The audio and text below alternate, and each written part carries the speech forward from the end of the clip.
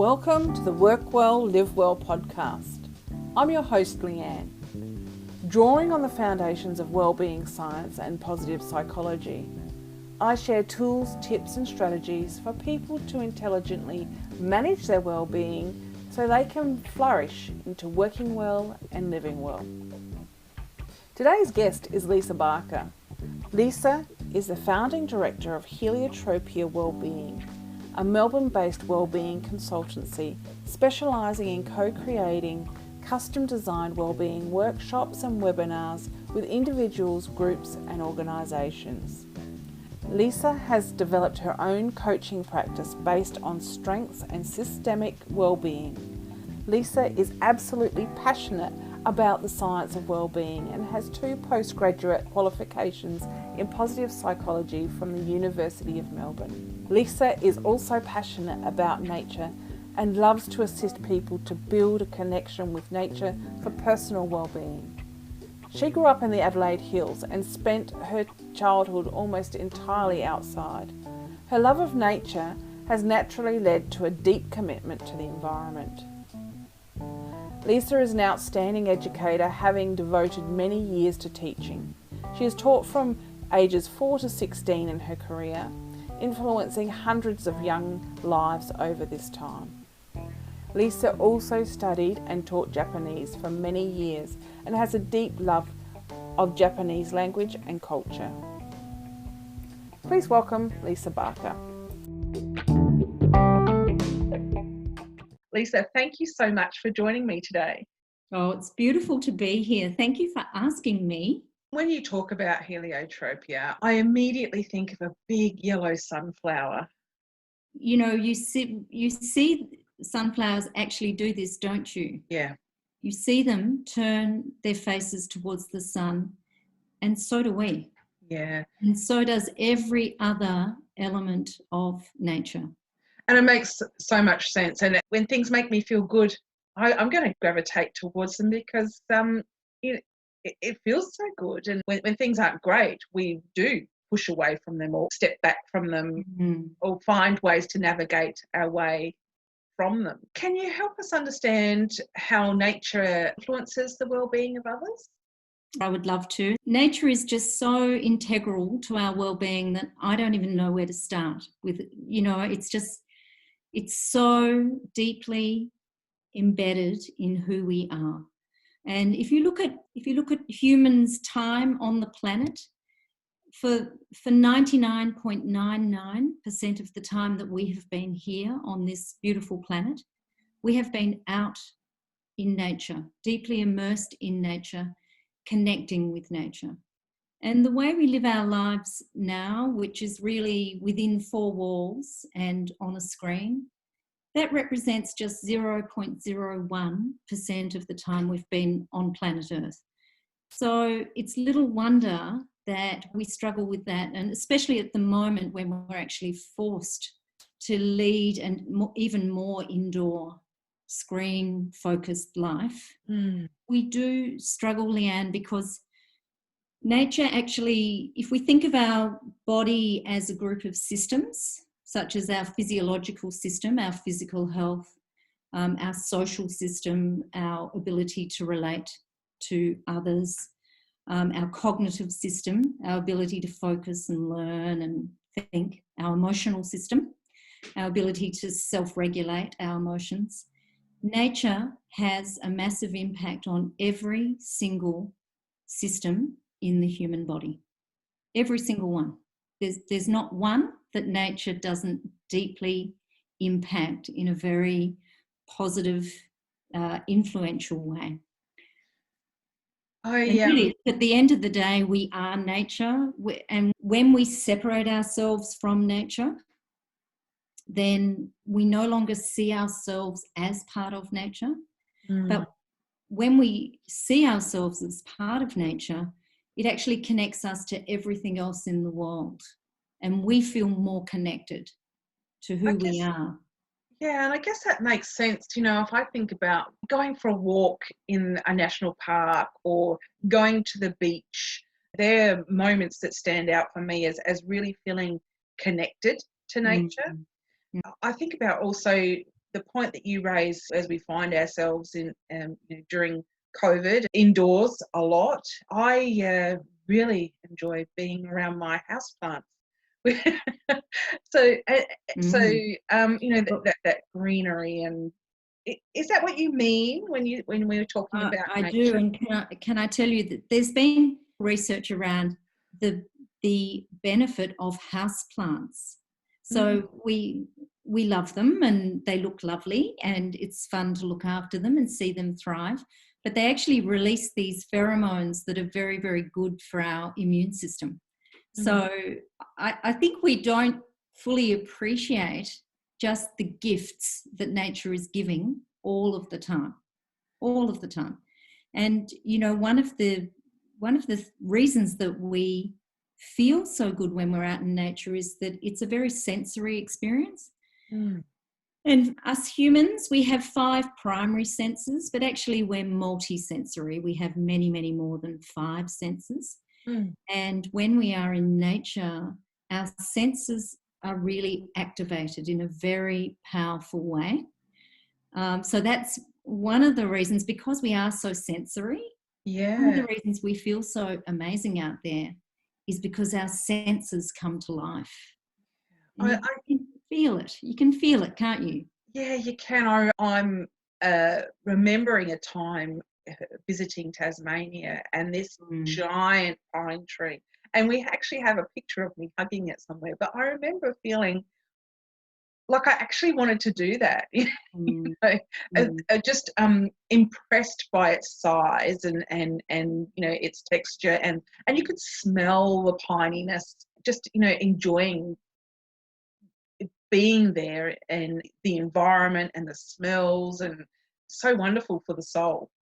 That's so true. Australian Indigenous people, they have a beautiful practice, ancient practice called dadiri, and it's actually translates as mindful whole body walking. It's about being immersed in nature and switching on every sense in silence, switching on every sense and moving through the environment and just allowing the environment to absolutely speak to our soul, to our heart and soul. And so when you hug that big tree, there's so much going on, including really deep, heartfelt emotions, because that tree and you are part of the same big system, beautiful big ecosystem. And that feeling of feeling small with a tree, that's a really good thing for us to feel, because humans, we've become very big when it comes to nature, and we've reached a time in our world where our control over nature is great, that we're starting to really see the most devastating degradation of nature. But actually, it's really important to feel small in nature as often as possible, because then that helps us to understand that we are part of a really big, complex, incredible system. We're not in charge of it. We're not in control of it. We don't have dominion over it. We are part of it. I love that you felt that when you hugged the tree, you felt small. It's a really special thing. Yeah, it felt pretty special. Again, at the current situation we're in, and when this all started, there was memes getting around, and there was a meme about something along the lines of, do you get the feeling that Mother Nature has sent you to your room to have a think about what we've done? And that resonated with me. I guess I'm really thinking about it in a different context, in that, how big the world is and how everything impacts everything. How do you think nature's feeling right now? Yeah, well, I do believe Mother Nature did send us to our rooms to have a think about what we've been doing to her, what we've been doing to each other, and what we've been doing to ourselves. you know, because this is our habitat. This is actually our habitat. So I do firmly believe that she did send us to our rooms. And then she just frolicked. So there was this incredible period that is still, it's still happening, but it was absolutely very, very visible and obvious in April. You know, nature had an opportunity. All of the planes stopped flying. All of the carbon emissions from trucks and cars and vehicles just lessened massively. And nature recovered and recuperated and came out dancing. And, you know, things happened around the world, Leanne, that were absolutely extraordinary. So, for example, in northern India, for the first time in 30-something years, the people living in a particular city in northern India saw the Himalayas. They hadn't seen them for over 30 years. And in fact, people that were younger than 30-something were actually saying to one another on the first day that they became visible, because the smog levels dropped dramatically, what are they? Wow. People were actually saying to one another, what are they? And here they are, the majestic, beautiful Himalayas that have been there for hundreds of millions of years. And there were lots of other examples. For example, minke whales could finally and suddenly hear each other communicate again in the sea, because a lot of the big ships are still travelling around the world, but a lot of the small craft were no longer in the water. So these minke whales could communicate again with each other. There was a town in Wales where these beautiful Shetland goats just came into the middle of town and started reclaiming their patch. And, you know, they were found all over the town square just because everybody else was inside. Yeah. So they could actually come back and reclaim a special part of nature that was important to them, and they hadn't forgotten, or their DNA, they, you know, somewhere they knew to go back. And so, you know, I think nature has actually been having a beautiful rest, and I know that I'm not alone in saying that as we return, and when we return to business as usual, many of us don't want it to look like it did before. Yeah. We want there to be a new normal that is far more understanding of our beautiful habitat that we need to protect, that is our life source. When you think about it, everything we have, everything we use has come from nature. Every single thing. And every single thing returns to nature as well. It's not like we can kind of take a whole lot of stuff and drop it off somewhere on another planet. It's all here. So when we think about it like that, you know, we owe her a debt of gratitude. I just can't see it any other way, Leanne. So, you know, one of the things I'm so passionate about is collaborating and co-creating workshops and activities with young people, because in just one generation we've seen a massive shift inside. You know, young people are no longer playing outside. And in fact, for my work, the piece of research that just made me sit up and say, I can't not do something about this, was that in 2013 it was that Australian children spend an average of 52 hours a week in front of a screen and 40 minutes a week outside, engaging in autonomous time outside. And that just represents a massive, massive shift from just even one generation ago, let alone 2 generations ago. I remember as a child spending time in the creek for a long part of my days and playing outside. You know, mother would say, get outside, go and play. And you'd play until tea time almost at some time. How was that for you, Leanne? Oh, I loved it. And it's some of my most favourite memories, and comes from that. Out on the bike, feeling the air through my hair and the thrill of exploring in amongst the trees and things in the creek and looking for frogs and all that sort of thing. Yeah. Beautiful. What are today's children going to look back on and remember, do you think? I guess when we think about it, there's technology comes to mind. The very first thing I think about. With that in mind, considering that we're in this unique situation, how can we use nature to navigate the challenges we face for our well-being? Yeah, sure. It's a great question. And, you know, for many people around the world and for many people actually in Melbourne right now as we speak, their access to being outside is very, very limited. And when I talk about nature and when researchers talk about nature, they're not talking about going out into the middle of the wilderness and being in an environment that is completely untouched by human development. That's wilderness.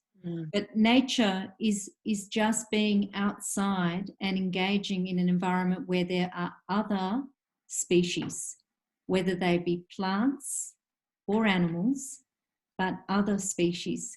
So if we think about being inside, we might have family pets, and they are a very important part of nature connection, I might add. For those who have family animals, they are a beautiful example of nature connection. But if we don't, then the only living being in our environment are other humans. So being in nature can be going outside and really paying attention to the trees in the street. Or it might be that there's a spare block of land somewhere near your home and there's different things growing there. That's nature. Firstly, our definition of nature, it can be very romantic to see it as some incredible national park somewhere. Yes, of course, that is nature, but nature is right outside our door as well. So for times like these, if people have access to a garden, then making sure that part of your daily routine is actually going out into that garden several times during the day. And if it's cold and rainy, even go out then. You know, there's no such thing as bad weather, in my opinion. There's just bad clothing. You know, you've got to get the right clothing. Yeah. But going out and just really engaging with the nature just outside your door. And in times like these, when we have more time potentially, and I very much appreciate that not everybody has a lot of time at the moment. Some people are busier than they have ever been, but many of us do have more time. Then this is a beautiful time to actually form a relationship with the nature that's just outside your door. And if you can't leave your home, and there are people who cannot, you know, one of the things I've been suggesting is to go around your home and find natural objects that are already in your home, made out of natural materials, and just put them together somewhere in a little display. And if you're lucky enough to have a couple of indoor plants, you can add your indoor plant there. And just engage with those things each day. Pick them up, let your senses engage with these natural things. Even that, Leanne, will make a difference. Even that. And then, you know, there's fresh air is super important, of course. So every time we step outside, we have an opportunity to breathe in air that is made up of fresher ingredients than perhaps filtered air inside. Relaxation is a very important thing. So research shows that when we go outside and are in a natural environment, that our autonomic nervous system responds in a very healthy way, and we go into this lovely rest and digest conservation mode. So it reduces our stress and our happiness hormones are increased. So these are the things that are actually happening to us when we are out there. Our ability to focus and concentrate is improved. by spending some time outside. And so if we come back in then and we really have to focus on a task on a screen, we're actually going to be able to do that better and with a clearer cognitive head than if we hadn't spent a few minutes outside in nature. With the COVID experience, in those early days, I felt an anxiousness about going outside. I felt unsure and uneasy, and I spent a lot of time inside. I remember that time also being incredibly draining. There's a lot of stuff going on in our minds at that time, and you know, that's a very normal response for the experience or the times that we might find ourselves in. But I recall one day just realising that I'd been inside all day and hadn't been outside, and I went and ate my lunch outside, and but for the rest of the day I felt alive again. And I think to the points that you've just made around you know, how it affects our well-being, I'm feeling like I've experienced that, and I can understand what you're saying. Absolutely. And you know, there really is something which is called nature deprivation syndrome. You know, so if we deprive people of nature, they become very, very unwell. And you know, sadly, there are millions of people around the world that spend 90% of their time inside, sitting down on a screen. And whether that be at work or at home now in COVID times, but this is not good for us. And there are also millions and millions of people around the world. And this is before COVID-19. It was estimated that 600 million people around the world have diagnosable anxiety and depression. Wow. Now, I think that figure is likely to be somewhat higher now. But this inside life and this barrier that has been placed between us and our natural environment is not good for us.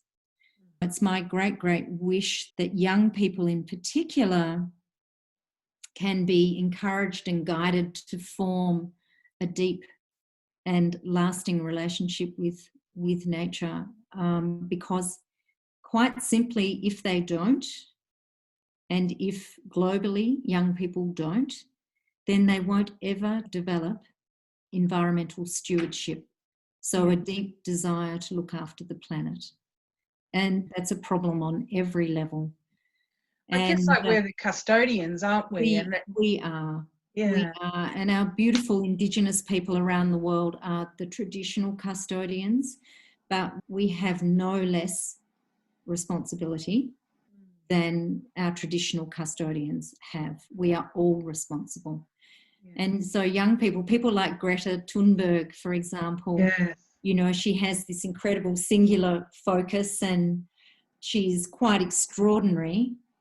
She has mobilised millions of young people around the world. But this is actually what we need. We need to wake up and look at what we've been doing, and then make a transformational change and be utterly guided by Indigenous ancient wisdom. We need to look no further than the Australian Indigenous people to see the most extraordinary example of nature connection. Incredible. And that is across all Indigenous cultures. So, yeah, there's a lot to do. I'm very hopeful. This time that we are living through now, I think it has provided just agony and pain and grief and despair for so many people, but it is also an opportunity. It is an incredible opportunity to let go of some of the things that we have been doing and some of our ways of being, and let come new, integral, sustainable ways of doing and being. I'm very excited about the possibilities in that space. So very, very important. Lisa, do you have a book or TED talk, words of wisdom that that you would like to share with the listeners today? Oh, there's so many. But I think at the moment I will just share a couple. The first book or person I guess I would like to share is a woman called Rachel Carson. And not many people know her name, Leanne, and she is long gone. She was an American scientist who was a beautiful writer. And I would just love to recommend to listeners that they look her up and just learn a little bit about who she was and what she believed in. I'm very, very inspired by her. I'm reading a book of hers at the moment, and it's called The Sea Around Us. It was written, I think, in 1948. So that gives you an idea of what vintage I'm talking. Yeah. It is like she is talking to me today. It is just so relevant and so prescient. The other reading I'm doing at the moment is I made a commitment this year to read an Indigenous writer every month. At the moment, I'm reading Sand Talk, which people may have seen in bookstores or heard about. It's by Tyson Yunkaporta, who is an Indigenous man. It's the first time I've actually read a book that actually looks at the complexity of systems and then explains it in an Indigenous way. And it's very beautifully written. And the last one, but one more. Okay, one more. This is a little book of poems, and it's called Living on Stolen Land. And it's written by an Indigenous woman from the Kimberley called Amberland Kwamalina. I have just found it so impactful, and I would recommend to anybody listening that if you are interested in being part of the transformational change that we are undergoing at the moment when it comes to Indigenous and white Australia coming together and moving forward together, I would highly, highly recommend this little book. It's poetry and she is on the money. It is absolutely beautiful and hard to read at times as well. There are hard truths in it. Yeah.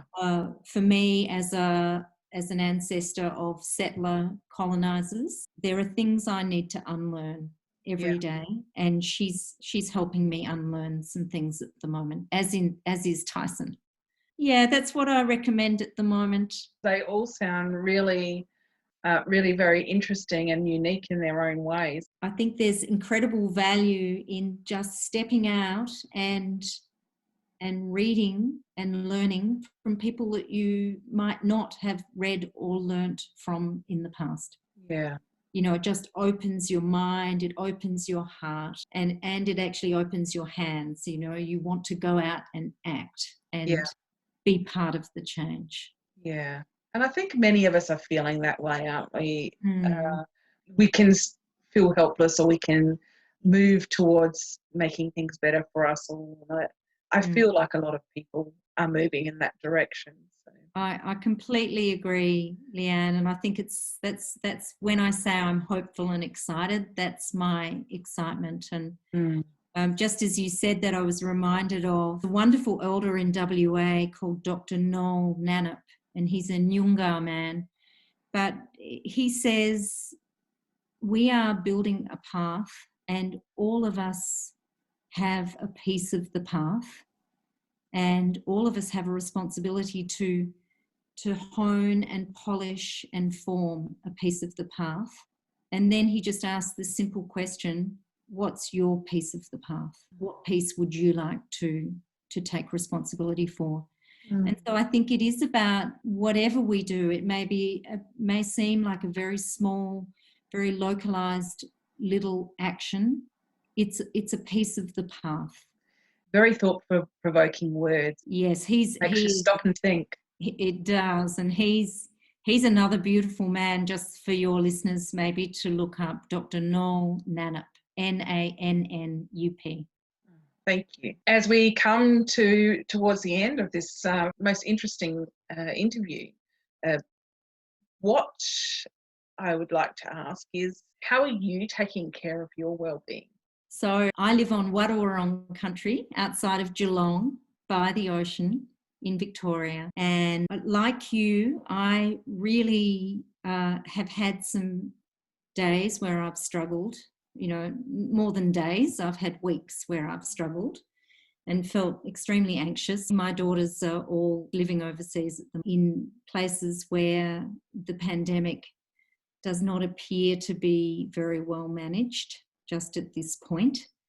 So I've had lots of anxious days and continue to be very up and down. One of the things that just restores me every time is going into the sea. So I go in and I swim. It is winter. The water temperature at the moment is about 12 or 13 degrees here.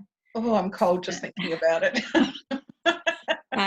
But I put on a wetsuit and booties and I've got a little helmet kind of wetsuit material hat, so I look a real treat.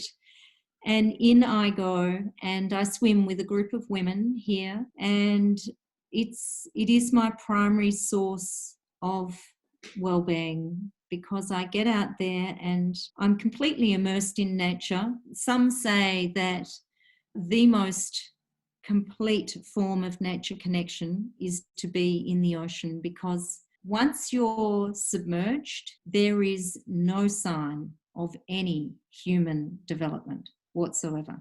I feel alone out there. I am with others, but I do feel alone. I feel very small, but I like that because it helps me to feel that I have a responsibility to care for this beautiful planet. And I get into a rhythm, and it is mindfulness without a doubt. I'm not out there to race, and I'm not out there to be the fastest finisher, but I get into a rhythm of 3-armed breathing where I can actually move into this beautiful meditative state. And on the days that I'm worried about my daughters or feeling particularly panicked, I have a little mantra that I say to myself as I swim along. And yeah, what can I say? I'm better for it every time, and I'm so grateful for it. So grateful for it. Thank you so much for your time today, talking to us about well-being and the benefits of nature. It has just been such a wonderful talk and so very interesting. There's so much we take for granted, and you've really highlighted some things for us to think about in taking care of our well-being and the well-being of Mother Nature. If people want to reach out and find out more from you, what's the best way to contact you? I'm certainly on Facebook and LinkedIn. I have a website, which is heliotropia.com.au. And I have an Instagram, which is Heliotropia. Just type into the Google bar, Lisa Barker, Heliotropia.